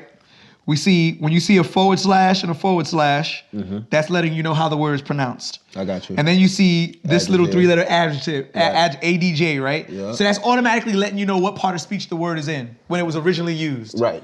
Right? And it's giving you, now, once you see the brackets right here, I'll give it to you like this. Once you see the brackets right here, that's giving you the original language where the word came from. Me. Right? ME stands for Middle English. Okay. What So does it's that giving mean? you in reverse chronological order. That was the language, Middle English. These are all languages within the Indo-European languages, European words, right? So now, Middle English for black, that's how it was spelled. And then it's from Old English for black, spelled B-L-A-E-C. Then it's telling you akin, right? Like if you got a kin, your cousin and them, right? Akin to another language, that other language is OHG, Old High German. And that word was spelled B-L-A-H. Right? And you keep going, Old Norse, Blackra, and then to blink. Then it goes Latin, flagere, to burn. And you're like, wait, wait a second. Wait, the fuck does black have to do with Burn. burn? Right. Right? This is giving you the etymological breakdown of how that word was originally used when it was first created. Okay. But it didn't, the definition of these words didn't change. What changed was the meaning. With that being said, what we made words to mean. The definition is still the same. And unfortunately for the people that call themselves black, when you're dealing with law goes off of definitions. Facts. Law doesn't go off of meaning. So That's you can real. make a word mean whatever the fuck you want it to mean. Right. Don't mean a damn thing at law. Right. Because we say what? Ignorance of the law is what? No excuse. Right? So just because you don't know the principles of etymology and how these words are used at law doesn't mean that the law is not going to apply to you because you don't know. Right? I was speeding down this highway and there's no speed limit signs. The speed limit is 45 miles an hour. I didn't know. Guess what? You still going to get that motherfucking ticket, right? Yeah. Whether you knew it or not. Whether I just drove over here from Jersey. I don't know the speed limit until I get off of there and see it. But I didn't see no speed limit signs when I came and got off the highway. Right. So what's the speed limit? I don't know until I see it, until I find out. So I'm trying to show people where it's dealt with in etymology. Now watch this. So now we're gonna go to some of the definitions and tell me if this sounds like black culture, right? All right. Definition number 4, soiled with dirt and dirty, right? Definition number 5, characterized by the absence of light or the presence of very little light. Definition number 6, outrageously wicked, deserving unmitigated condemnation. Right? Dishonorable, discreditable, expressing or indicating disgrace, dishonor, discredit. This is just the word black. Right? Discredit, expressing or indicating discredit, dishonor, or guilt, sometimes through the symbolic use of an object that is black. Symbolic. Symbolic use. Number 7, connected with some baneful aspect of the supernatural, especially the devil. Wow. Number 8, unrelievably sad, gloomy, or calamitous. Right? Marked by the occurrence of disaster. Number 9, expressing or characterized by menace or angry discontent, sullen and hostile. Number 10, being such to the greatest possible extent, extreme, unqualified, and utter. Number 11, constituting, committing, or connected with a violation of official quota, price ceiling, rationing restriction, or other public regulation, illicit and or illegal, right? Black people are always committing crimes. Black people, this is what they say about us, right? Even though we know it's not true, symbolically the people that represent what we know of black culture, it's going to be put out into the light. right? It's going to be put there. So now, if that wasn't telling, if So people, it's going to describe that. It's describing it's the most that. worst thing, but that's what people remember. that's what, right? So now watch this. If you know anything about history, Right.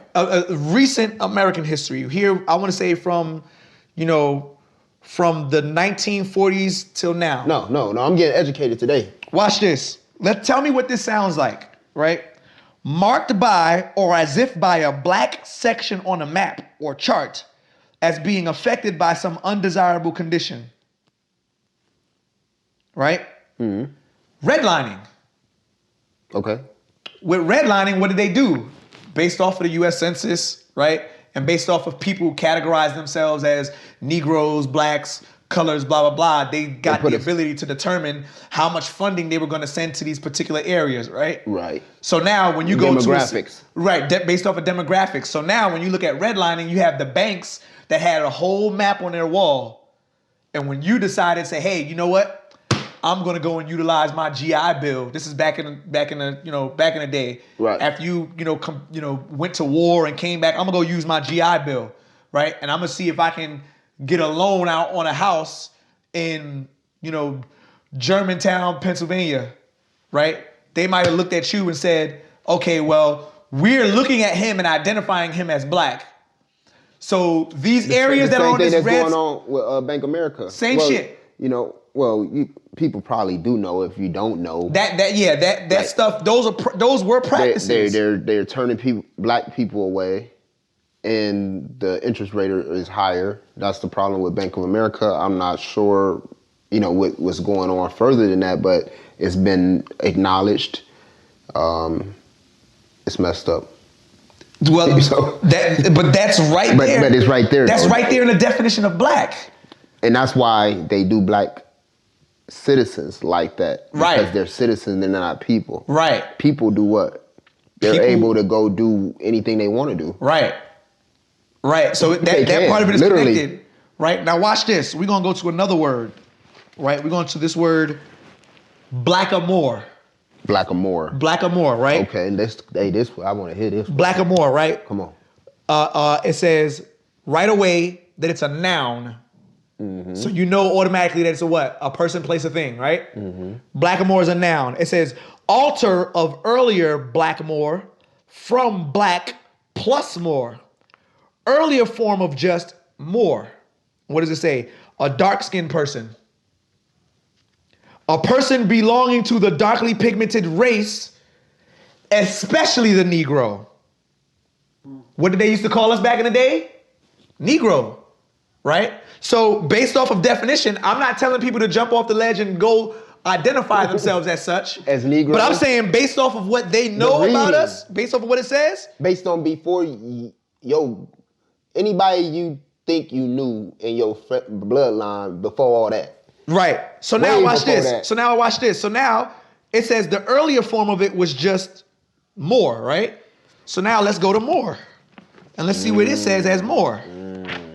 Hey, he teaching right now. Now let's see what it says as more. Look, more is a noun. It's usually capitalized, right? So if it's capitalized, that means it's a title, right? That means like I wouldn't spell your name with a lowercase d, right? We spell it with a capital D, right? Your title, right? So now watch.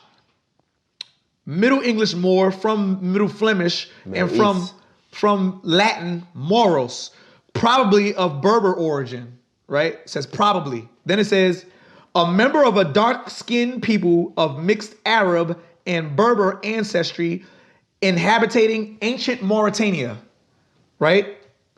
Mauritania, remember what I was talking to you about before, right? Where the empire existed. Right. Over there in Africa, ancient Mauritania, the Moorish Empire or the Mauritanian Empire, same thing, all the way through, right? Mm-hmm. Then it says Moroccan, Berber. Then number 2 says Muslim, especially a Mormon. Oh, wow. Right? So now you see that there's a bunch of people that are Mormons, but based off of definition and based off of the earlier version of it being black, a Moor, what did it say? A dark-skinned people. We're not going to get into that right now, though. Okay. Right? Then it says compare Moro, right? Archaic blackamoor. Listen to this, because one of a group of people of mixed Indian, white, and Negro ancestry in central Delaware. Where's Delaware at? Right up the road. Right up the road, right? Right up the block, right? Compare the Nanticoke tribe of Indians. Yeah. Right? So we start to see they're giving us these misnomers. And they're showing us that there's a connection between the people over here and the people back in Africa. Yeah. Even before slavery, because the Nanticoke people existed before slavery. Make sense? Man. It existed before American chattel slavery. So we can see that right away, and we don't have to go into any more issues. We got clarification based off of etymology and definitions of words. Right. Right? So the problem that I have when I'm talking to people is they get upset because they've been categorizing themselves as such.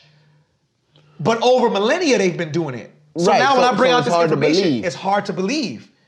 They think you crazy. They think I'm crazy for it. Hey, and the truth is, I'm just reading the book. But they want you to believe what society has been telling you that you should believe, but you did at one point. So how can you be upset with me educating myself? I already knew. I've been you. Hold on, this is my little boy calling me. Hold on. We was gonna get into that. Hey, hold on. Hey, son. Yeah, where are you? I'm in Maryland right now. I'll be leaving here shortly. Okay. Wait, you're in what? I'm in Maryland right now. What? Yeah. Hey, you gonna get to watch the whole episode, man. I'll be home in a couple days. I'll be home. I'm leaving in like. It'll take me like 2 hours to get home. Okay. Okay. All right. Oh, don't cry. He's showing his little emoji. Oh, man. All right, Bubba. I'll see you in a few, okay? Bye. All right, bye-bye. Got to answer for the boy. Hey, I feel it, man. Got to answer for the boy. I was actually, going to get into that. We've been sitting here, we've been talking about a lot of literature. We've been talking about life. We done talked about journeys, the places we've been. We talked about the banner, the flag. Keep pulling books out. It's so much.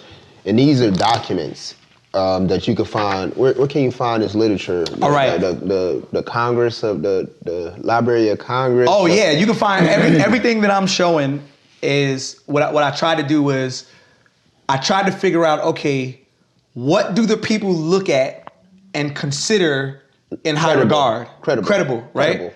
So I look at a dictionary. Right. If people don't like the dictionary, right, then I go to congressional records. Bro, when we was in elementary, they talk about sources from grade school. Go look in the dictionary. Sources, right? That's how we was writing papers. We had to go figure out what something in because we ain't never you just don't know what you know. You had to go get education at some point, and the education continues over time. So it's kind of hard now because when we were born, this was the first time we was getting this information. You feel me? Now they done detached themselves so far from it, they don't even believe what they've used to learn in the first place. Nope. And then the arguments that I get is, I'll tell them, I'll say, yo, this is an unabridged dictionary, right? They'll be like, unabridged means what again? Unabridged means for the people. As complete as can be. Okay. Abridged means incomplete. I got you. Right? To now, take away from. Question this. People will question it. People was going to question this. Well, it was written by people just like you and I was me. just getting ready to say that. No, they won't say it that way. They'll question time. They'll be like, when was that book written?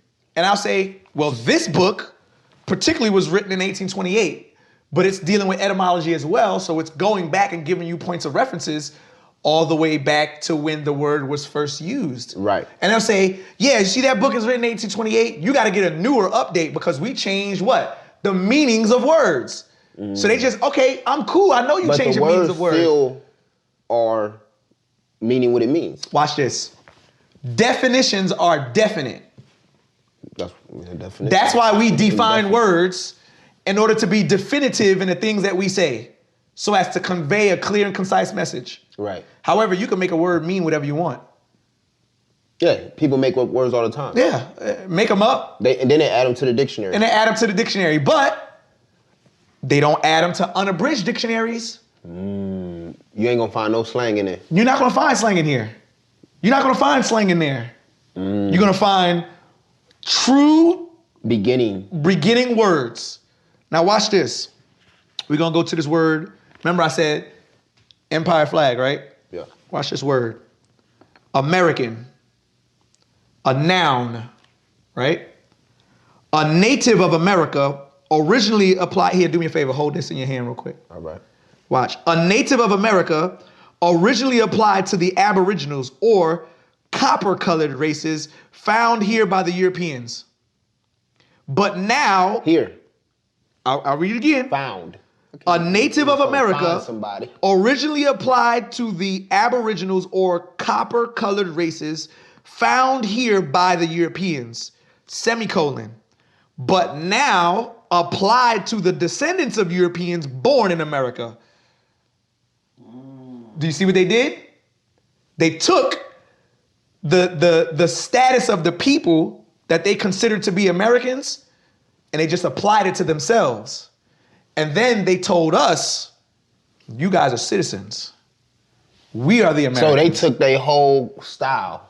They took it all with paper, through legislation, through changing meanings of words and just application. And before you know it, it wasn't no thing of value. It wasn't no value, and they applied it. Now watch this. Now mind you, this is 1828. So we're gonna go to the word. That's a long time ago. We're gonna go to the word black. Now look. That's a long time ago. So we're gonna go to the word black, right? And its etymological breakdown. Watch this. Now he explained black out of the. Merriam-Webster's Third New International Dictionary. Now we're into. We in American Dictionary of the English Language. There we go. Right? All right. Now, with that being said, you guys can go to Webster's 1828 dictionary.com and you will get this exact book. But the only difference is that the website isn't going to give you the etymological breakdown. It'll just give you the definition of the word. Right? The etymological breakdown is showing like where the word came from and what languages, so on and so forth, and going all the way back. It'll just give you the definition of the word. Okay. So watch. Here's the etymological breakdown. Sax stands for Saxon, spelled black, B-L-A-C, and black, B-L-A-E-C, black. Pale. Yeah. Pale. You what that say right there? You read it. You tell me what that say. I say pale. That say pale, right? Pale. Pale, right? Better yet, to become pale. To turn white. This ain't my words. This ain't his words. Then it says to become black. The dictionary. To of the blacken. English language. Black ink. Swarthy. Black pale. There it goes again. Wan. Livid. The sun or to bleach. This deep. What word is this again? This is black. Out of the English language dictionary. This is black. Wow. Right? So now we will argue with it. Why? They'll fight you know why? all day. Why? Because they don't have any understanding of etymology. They've don't been want to read. consumed by life yep. and society. And Yep. right now we being taught something and I'm like. Now watch this. Again, This is what they said in 1828. They said, and I quote, and it says, "It is remarkable that black, bleak, and bleach are all radically one word. The primary sense seems to be pale, wan, or sallow, from which has proceeded the present variety of significations." So they're telling you this is where the word comes from, but what preceded it? Something totally different now. We're just taking it and making it mean whatever we want it to mean now. Right? So now we go into definitions. Number one, of the color of night, destitute of light. Okay. Dark. Right? Darkened by clouds as having heavens, as the heavens black with clouds. Right? Number three, smoke. Sullen. Having a cloudy look or countenance. Number four, again, 1828, atrociously wicked. Horrible as a black deed or crime. They'll argue with you though. Dismal, mournful, calamitious. Okay, so what you're saying is, you want to say it? So 1828, black. Who are the black people? Now, I know who the black people are because black is not a color of a person. Right. So the black, when you think of black and you think of the night, think of it as a terror. Pale. Criminals. Pale. Violent. Pale is like this color. No, I know what you're talking about. Pale to take life from though. I know. Right? Just So- how they came and took. Changed the words. Shit is deep, right? No. It's deep, but it's right on the surface. Right. Like I have a clear understanding. So now we can see how they took the word black and applied it as a noun now, right? And look what they did. Black is a noun. That which is destitute of light or whiteness. The darkest color, or rather a destitution of all color, as a cloth has good black. Number 2, ready for this? A Negro, a person whose skin is black. Okay. So they added. Well, no, because the word Negro is Spanish for black. Oh. So now what you see is when the first Spaniards, So remember they the weren't Spanish calling and the Portuguese nobody. were the first ones, right? They were the first ones to come over to the Americas and colonize the land. I got you. They called the dark-skinned people that were in Spain operating at the time, they called them Negro. They called the dark-skinned people that they got over here, they called them Negros. When the British got over here, what did they do? They fucked up the pronunciation because they don't speak Spanish, and they said Negro. Wow, I just learned that. See what I'm saying? So it's the same thing. Negro is actually an adjective. If you if you ask somebody that speaks Spanish and you say, "Yo, what are the words that you use, or what's the word that you use for black?" They'll give you 2 words now. They'll say negro, or the other word they'll give you is moreno. Moreno, or what? Moor. A dark-skinned person. You see what I'm saying? That's so deep. one is referring to That's deep. One is referring to black as a color, the darkest of Right. color. The other is referring to As a the people. dark-skinned person, the people, based off of what I read to you in the other one. Wow. Now watch this. This is where shit gets scary. Because now we gotta deal with all of that. Is just like foundational groundwork information, right? So now we're gonna deal with words at law, right? We're gonna deal with words at law. The first word I'm gonna read to you is a derogatory word that was used for our people back in the day, like colored, the colored person, right? You and I both. What year? This is a law dictionary. What year was this published? This is Black's Law Dictionary, 4th edition. This was published in 1968, right? That's recent. However, that's recent, right? That's recent. However, there's 4 volumes that go back. I want to say the earliest volume of this law dictionary goes back to the late 1800s. Okay. Right. I don't know the exact year, but I got you. all right, so we're gonna go to the word color right now, right? Now it says color. An appearance, semblance, as in like resemble, like, you know what I mean, how something looks. An appearance, semblance, or simulacrum, Right. which is simulation in Latin, right? Fake. Right? An appearance, I'm glad you said that fucking word. I'm glad you said that word. An appearance, semblance, or simulacrum as distinguished from that which is real. Fake, right? Real. A prima facie or apparent right, hence a deceptive appearance. A plausible assumed exterior concealing a lack of reality. A disguise or pretext. So essentially, anytime anyone refers to themselves as a crayon color, they're automatically at law deeming themselves to be fake. Not even real. Right? So now, we'll go down. It says, the word also means. So that was one meaning of the word at law. We're going to go to another meaning of the wall, and that means they're working together. The word also means the dark color of the skin, showing the presence of Negro blood. And hence, it is equivalent to African descent or parentage. So the people that were coming back and forth here, thousands of years prior to that, if they got African blood, now when they're over here, we're calling them colors. We're not even referring to them by the nation in which they came from. We're just referring to them as fake now, and they're going to accept it, and that's it. And this was written in 1968. 1968. Well, but it has 4 editions. Oh, no. It goes back. 18. It goes back. Okay. Now watch this. So now we'll go to colored, right? Because that was the derogatory word that they used for us. Right. Colored, right? Colored.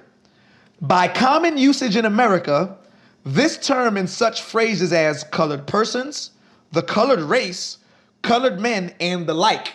So and the like would also be like foundational black Americans, American descendants of slaves, black people of color, right? All of these new brands and the like, anything that's like that. And the like is used to designate Negroes, meaning it was done by design, not by us, but it was done by design, used to designate Negroes or persons of the African race, including all persons of mixed blood descended from Negro ancestry. So they not only did they label, they categorized and emphasized. They actually had action. They actually did this. They gave it deeper. Now watch, it'll get deeper. It has, watch this, and this is the one when I read this is the one that like made me say, like I read all of that stuff and I was like, okay, I see it. But when I read it at law, it made me say, holy fuck, look what happened, right? This is the second clause. It says, it has also been held that there is no legal technical signification for the phrase colored person, which the courts are bound judicially to know.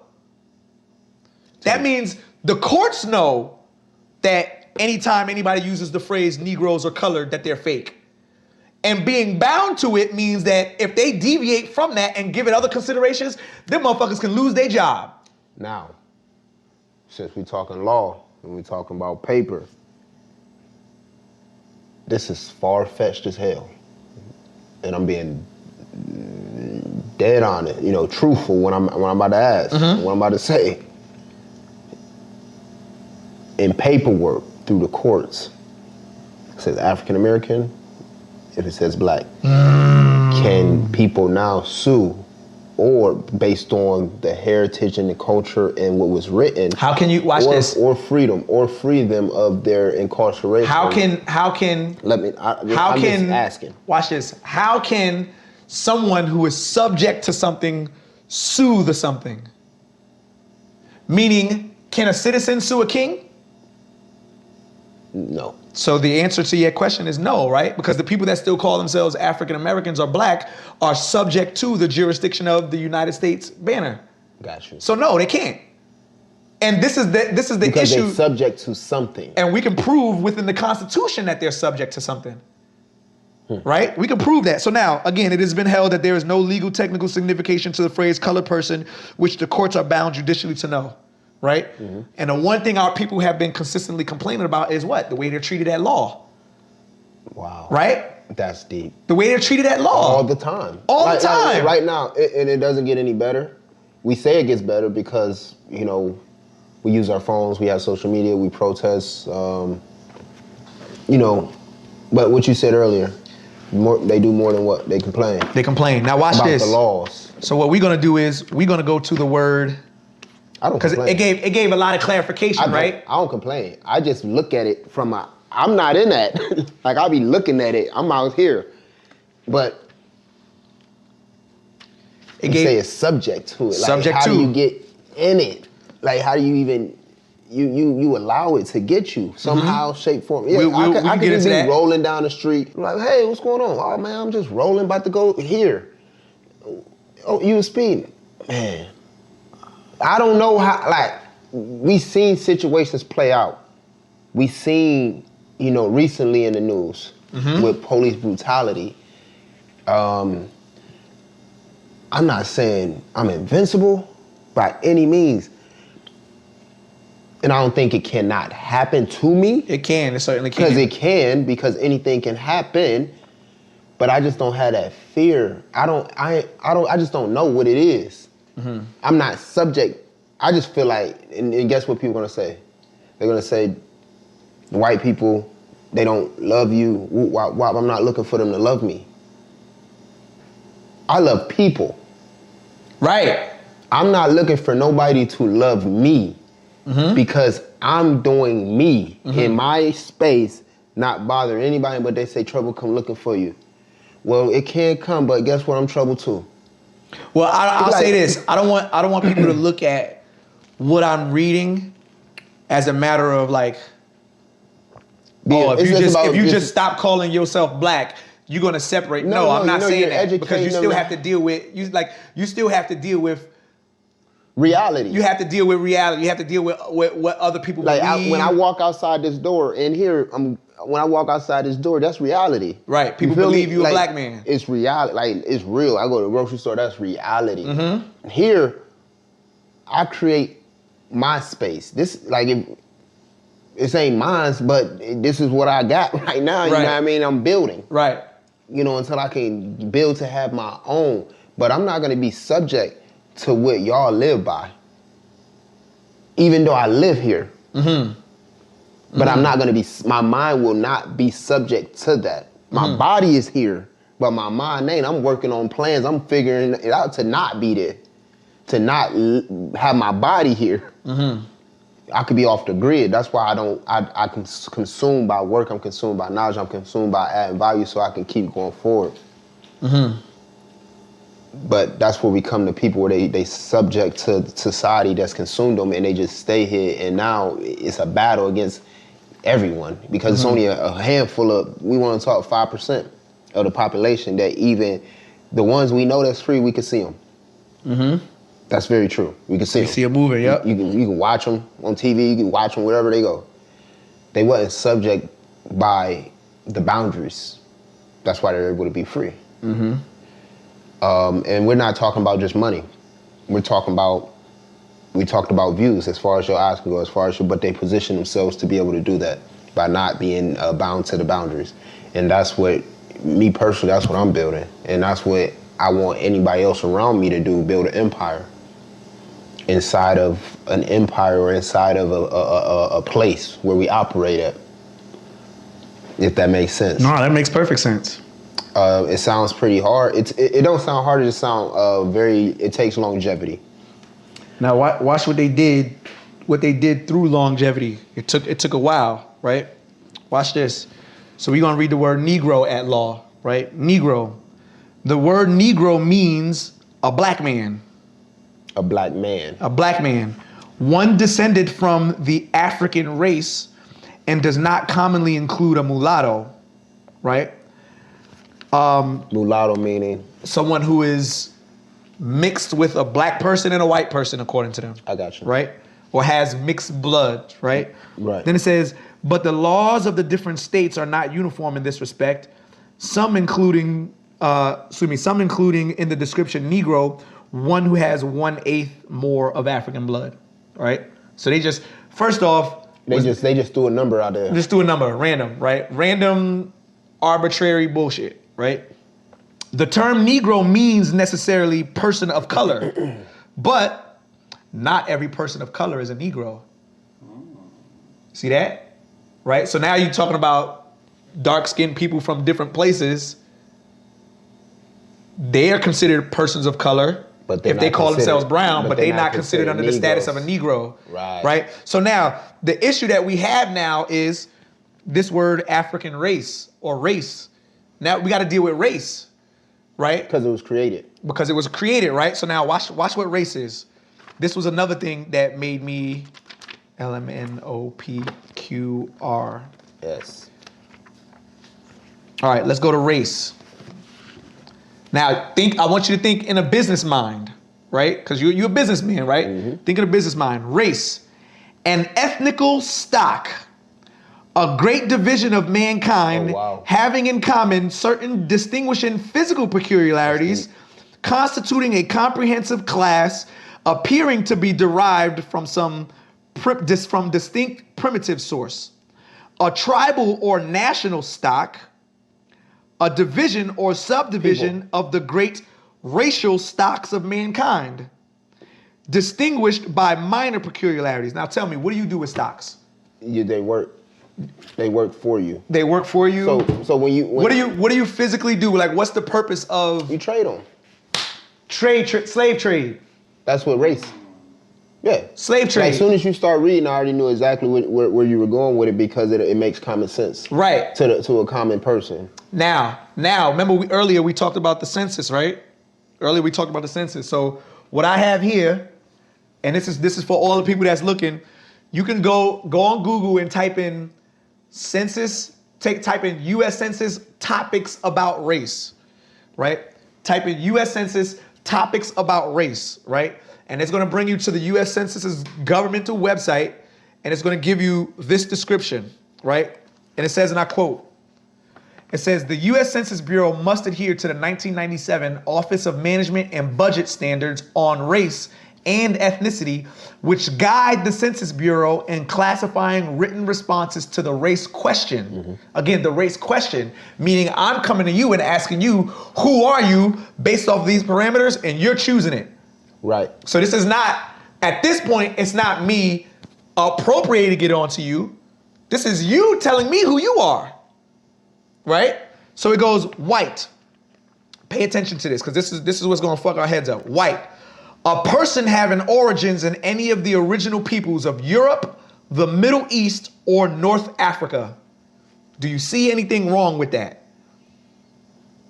Yeah, they named different regions. Different regions, okay. Except for here. There's a misnomer though. What's that? The misnomer is a word that is used improperly and attributed to nouns. Okay. Right? So the misnomer here that most people will get to is that, well, shit, people from North Africa aren't white. People from North Africa got dark skin. Right. People from the Middle East also have dark skin. Why are they calling them white? Because this don't have nothing to do with skin color at all when they're dealing with it at law. They're dealing with it as a matter of status. The white status is up higher on a socioeconomic totem pole within the U.S. Census. And the way they categorize people, white people are always better than black people, that type of dumb shit, right? Yeah. That type of dumb shit, Yeah, right? yeah, It don't yeah. make no sense when you break it down based off of what they saying, because this shit don't have nothing to do with crayons. It don't have nothing to do with specifically pale people, pale skinned people that call themselves white now. Nothing to do with that. Has everything to do with status, right? So now, black or, well, we're gonna skip over black or African American, right? But I want to point this out. A person having origins in any of the original peoples of Europe, the Middle East, and North Africa. We're going to go to American Indian or Alaska Native. A person having origins in any of the original peoples of North and South America, including Central America, and who maintains tribal affiliation or community attachment. Then we go to Asia. A person having origins in any of the original peoples of the Far East, Southeast Asia, the Indian subcontinent, including, for example, Cambodia, China, India, Japan, Korea, Malaysia, Pakistan, the Philippine Islands, Thailand, and Vietnam. They even gave you the due diligence of naming you nations. Native Hawaiian or other Pacific Islander. A person having origins in any of the original peoples of Hawaii, Guam, Samoa, or other Pacific Islanders, right? Original peoples, original peoples, original peoples, original peoples. Wow. I want you to read black or African American to me. A person having origins in any of the black racial groups of Africa. See the difference? One is talking about racial groups, and it's the only one talking about racial groups. Why is that? Because they created us as stock. They transformed us into stock, but they didn't do that to the people of Europe. Origins in any of the black racial groups of Africa. The fuck is a black racial group? So every other one has a person having origins in any of the original peoples of Europe. Not one mention Bro, of racial groups I would never in the other ones. I never check a box again. No, sort of. Hey, I never check a box again. A person having every other race or every other nationality. Nation of people. Nation of people. If you read the other four categories, We even use our language wrong. their purpose Wow. when you deal with the other categories, their purpose is to try to find a way to identify the rest of the people of the planet and how they fit in a socioeconomic system here within the United States of America, right? But they already know how people that call themselves black fit in because they created that. Right. They created the racial caste system. Right. From the Portuguese and the Spanish down to what was later on adopted by the British who colonized these areas. So all they did was they took away the nationality Right. of the people, whether they were, Panamanians or whatever, they took away, and they still do that to this day. People come over here, it's people that come over here from the African continent, whether they from Zimbabwe or Zambia or fucking Senegal or Nigeria. It's people that come from those continents and don't know that they're black until they get here. Because their whole lives, they've done what everybody else on the planet has done. I'm Zambian. I'm Chinese. I'm Japanese. I'm Korean. I'm Russian. I'm Afghani. Right? I'm Pakistani. They've all proclaimed and declared nationality. Yep. But the only people on the planet right now that don't do that, whether you consider yourself to be a Moor or not, whether you consider yourself to be Jamaican, Dominican, Trinidadian, whatever, the only people that don't do that on the face of the planet are the ones that are still operating in the racial caste system. And now we are still till this day complaining about what? Race. The black race versus the white race. Then the new brown race, which is supposed to represent the quote unquote Hispanic people, the brown race, we're just delineating ourselves to be in colors now. Which automatically takes us out of the run for any political or governmental association at all. Which means you fall where? On the bottom of the socioeconomic totem pole as a citizen. So now when we go back to the Constitution, where the fuck is that paper? Oh, now when we go back to the Constitution, now we see how it happened in history, right? So we're gonna go to the 13th Amendment, because you mentioned earlier in the podcast about us being freed in Abraham Lincoln. I said, no, that didn't happen. Right? So we go to the 13th Amendment, and it says, and I quote, this was passed by Congress January 31st of 1865, ratified December 6th of 1865, right? Section 1, it says, neither slavery nor, well, before I get into this, does slavery exist in America? Right now? Yeah. Yes. At this day, yes. How? Ownership. Ownership of what? Working. Okay, I like that answer. We'll get into it deeper, right? Based off of this, right? Neither slavery nor involuntary servitude, except as punishment for a crime whereof the party shall have been duly convicted, shall exist within the United States or any place subject to their jurisdiction. Jail. Prison industrial complex. Yeah. Now you look at like the Christian black codes and all of these bullshit laws that they were creating. Oh, you sundown town, you couldn't look at a so-called white girl. Right? And they were locking people up and putting them right back into slavery even after Abraham Lincoln dealt with the Emancipation Proclamation and dealt with this. Right? And it just so happens that they did that to who? Majority what? Black people, right? Majority black people. So now, when we deal with that and we say, okay, the prison industrial complex exists, and that is except, right? If I say, hey, I'm gonna punch everybody in the face except for that guy, are people getting punched in the face? Yes. Yeah. Right? Everybody, slavery is abolished except for the ones that get locked up and go to jail. They're slaves. Black. Right? Wow. So now we go to this vague one in section 2. Congress shall have power to enforce this article by appropriate legislation. Wherever the fuck Whatever the law legislation, says. whatever they deem it to be. Right. So now They hit him. It's like you said. So now we're gonna go to the 14th Amendment, right? One coming right after that. Mind you, historically, we know. And this is, I gotta say this. For the young people out there that's running wild, I made a reel about this earlier today. Well, y'all gonna get this on the first. Running wild, shooting guns, and I said, for an exchange of pain and jail time. That's what you're exchanging. So we're here to tell you to not get punched right in your face, but what you're doing, there's only 2 options. Literally. So whatever you feel the reasons necessary for you to do whatever you're doing, that ain't it. All right, I gotta prep with this part for the 14th Amendment, right? So we know that Abraham Lincoln was killed in 1865, right? We got about. All right. We know that Abraham Lincoln was killed in 1865. Yeah. And he was, the one that wrote the 13th Amendment, right? Problem with that is when President Andrew Johnson took over for him, he wasn't the rightful president because the proper succession of powers had not been established yet, right? Like the idea of like, if you was to die and who's gonna be successor of the Shit Too Real podcast, you gotta write that down in doctrine to know who you passing it down The will. to.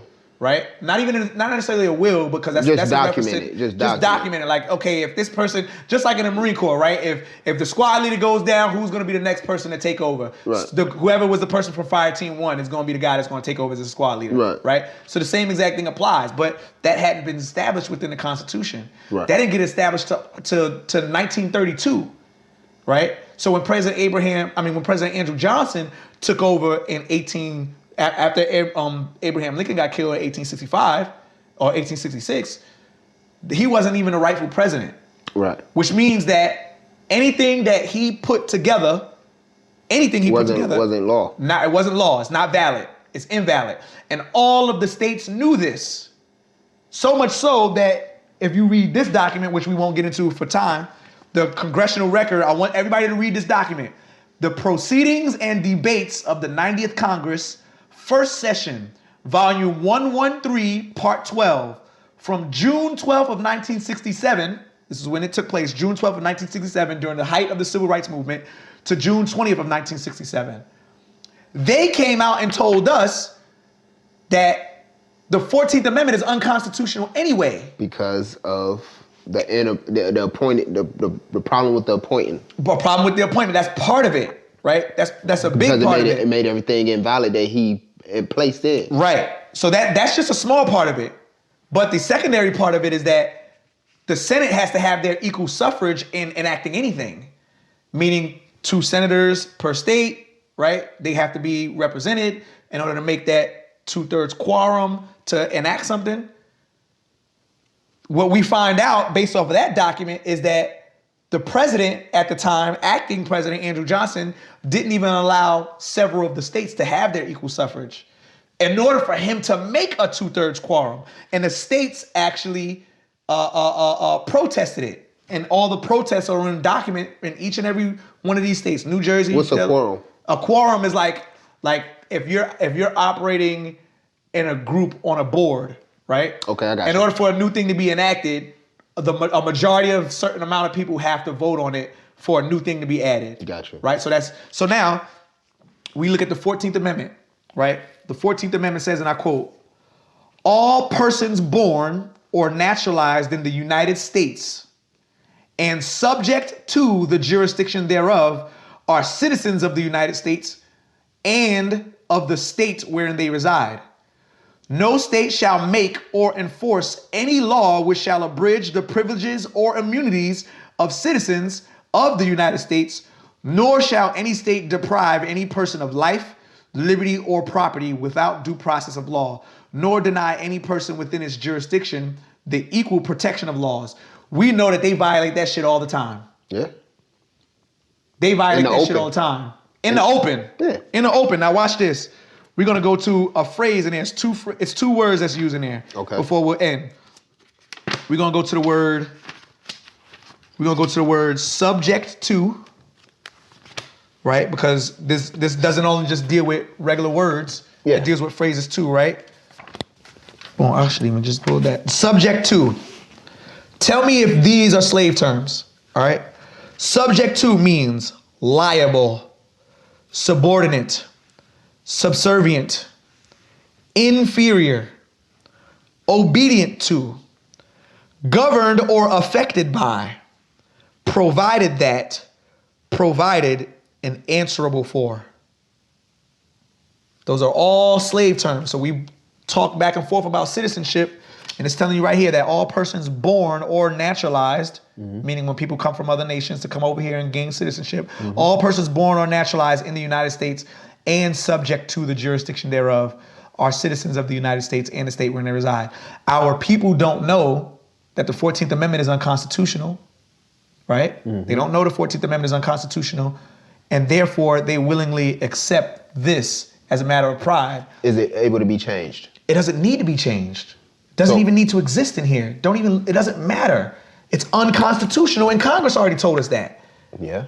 So that part in here, you can just omit So it. you just delete it. It don't need to be there. delete. But our people apply it to themselves how? By picking a fucking racial topic. By saying I'm Negro, black, and colored. And those Negro, blacks, coloreds, whites, browns, reds, those are all racial codes. Damn. Subject to under the US Census. And the US government just lets you play with it. And be cool with it. Bro, that shit deep. Man, hey, this been one hell of an episode, man. My brain hurt. I ain't even gonna hold you. My whole brain hurt, man. You know, but this what it's about, man. You're no longer subject to the confinements of your situations or your problems. We know you're hurting out there. We come from a similar projects, a similar background. We didn't have these resources that's available to you guys now. We were subject to it. We was confined. They say, was the walls there to keep you in or to keep you out or to stop you from going out? Whichever one it was. I just appreciate the lessons and the blessings from it. To be able to withstand through the test of times, all the battle scars, to even be in this position to be able to give back. My man's, he drove all the way down here from New Jersey. You know, it's a blessing.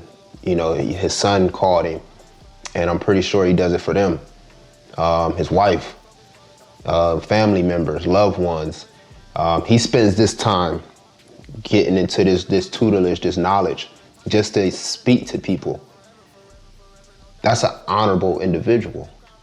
When you speak of teachers, we go back to the beginning and test of time. So we appreciate y'all tuning in. Make sure you go subscribe. Make sure you go follow my man Evergreen _G7 on Instagram. Turn the notification bell on YouTube. Audio available on Apple, Spotify. Make sure I go follow out there. And we're gonna continue taking up. We appreciate y'all. Shit Too Real Podcast. We signing out. Go get it. Peace, peace, peace.